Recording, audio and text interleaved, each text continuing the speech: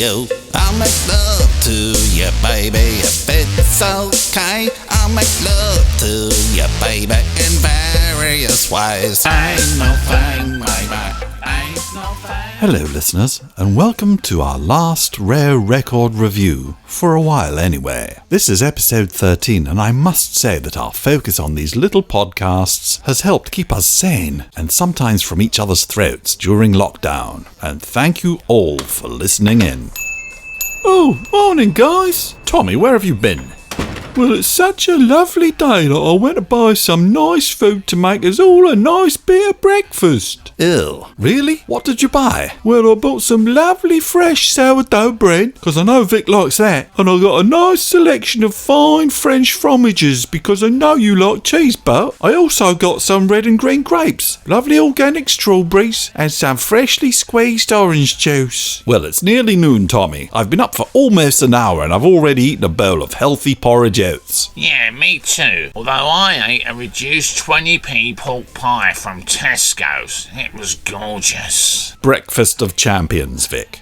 Set you up with all the cholesterol and preservatives the body needs for the day ahead. Tommy, where did you find fine cheese in Catford? There's a new pop-up delicatessen a couple of doors down. It's run by a lovely bloke called Toby and his husband Josh. They've both got beautifully groomed beards and speak just like Bart. Well, if it's too late for breakfast, how about a bit of lunch? No strings attached. No ulterior motives. Just friends. Sharing a meal. Together. Come on, guys. It ain't no thing. N-O spells no, Tommy. That's a no from me too, Tommy. I've got another reduced pork pie in the fridge to get through later on. But Tommy, you do bring us nicely into this week's 12-inch single from 1985 called Ain't No Thang by The Call Place. A deft, elegant and very welcome change of subject there, Vic. There is something rather disconcerting about Tommy's newfound interest in fine cheeses and organic fruit. Well, I'm going to prepare it anyway. And if you change your minds, well... Well, the Call Police were a trio of police officers and part-time musicians from Atlanta, Georgia. Lead singer and guitarist Gary Starr, drummer Dizzy Beats Williams, and synthesizer whiz Earl Johnson. They thought that music was their ticket out of the police force and released their first single, Itchy Fingers, under the moniker of Brothers on the Beat. It was a total flop and failed to chart and even sell locally, so the band decided on another career-inspired pun by changing their name to the Call Police. Ah, they were in the service. Excellent. I often feel that the music industry would be a much better place, and that musicians would command greater public respect if only they'd served their country in the military or law enforcement services. I mean, can you imagine if the Rotten Johnny and the Sex Pistols had been former police officers? They'd have learned the meaning of hard work, discipline, and respect for themselves as well as for others. They'd have been well-turned-out young chaps who knew how to iron a shirt, darn their clothes, say sir and ma'am, and set a fine example for the modern British youth. I'm not sure the punk rock movement would have captured the imagination of Britain's disaffected youth had the Sex Pistols been straight-laced coppers, Bart. For example, Johnny Rotten calling for anarchy in the UK would have earned himself a severe reprimand from the then Home Secretary, Merlin Rees. And can you imagine Sid Vicious behind the wheel of a Ford Anglia Panda car? Had that been the case, punk would just not have caught on and would never have experienced the visceral power of discharge. Ugh, discharge? That's the kind of disgusting language one might expect from Tommy, but not from you. No, Bart. Oh, Jesus. Discharge were one of the genre-defining bands of the punk era, and their influence was huge. Their legendary sound paved the way for heavy metal bands such as Metallica. Echoes of their trademark hardcore punk D-beat, D-beat stands for the discharge beat, can be heard in the music of late 70s, early 80s artists such as Motorhead, Suicidal Tendencies, and those lovable chaps from Manchester, the Buzzcocks. Well, I must say I've never heard of any of them, but I must say they sound like a thoroughly disreputable bunch, which only goes to prove my point. You say that, Bart, but if there was no Sex Pistols, there would have been no punk rock movement. If there was no punk rock movement, there'd have been no anyone can do it DIY punk ethic. Without an established punk rock ethic, there'd have been no electronic music revolution. Without the electronic movement, there'd be no orchestral manoeuvres in the dark. And then there would have been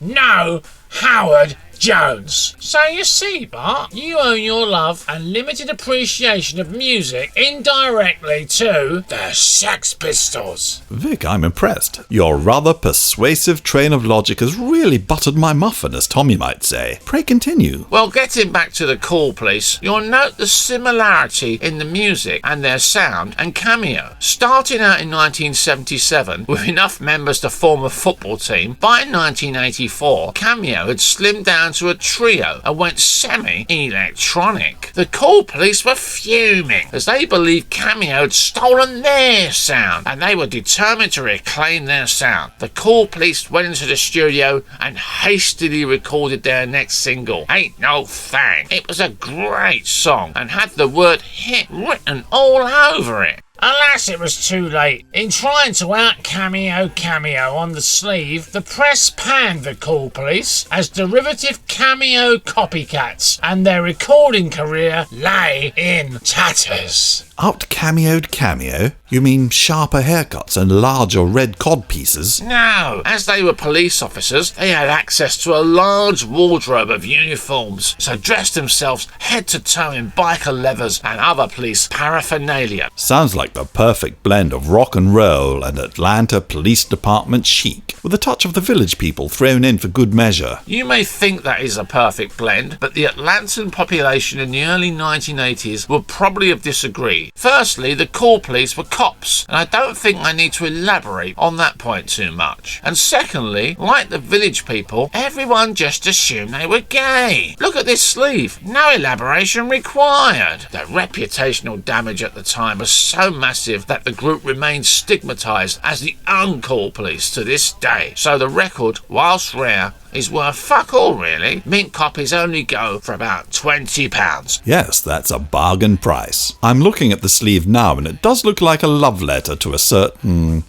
demographic, shall we say. Whatever happened to the Cool Police? Well, Bart, their recording careers stalled, but they were thrown a lifeline by the Atlanta Police Department. They were re-employed as a police band to tour schools and colleges and perform songs about respect for the law and to help improve community relations with the force and the local population. Work they continue with today, complete with their leather trademark outfits. You see, Vic, a career in the police force always offers job security where the vicissitudes of the rock and roll lifestyle can often leave one in penury and want. And speaking of want, I'm actually starting to feel rather peckish. Yeah, me too, Bart. After all that talk, I feel a bit of an appetite coming on, and I can save that pork pie for later. Well, want no more, fellas, because you're in for a treat. Look here, Bart, we have a nice rockful, a cabbage soup de rockamadora from the Doudain, a particularly whiffy lever roll from Normandy, a croton de Chavinot, and a revolution de Savoy.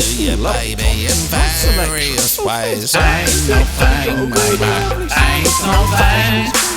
Ain't no thing, baby. Ain't no thing. Ain't no thing, baby. Ain't no thing.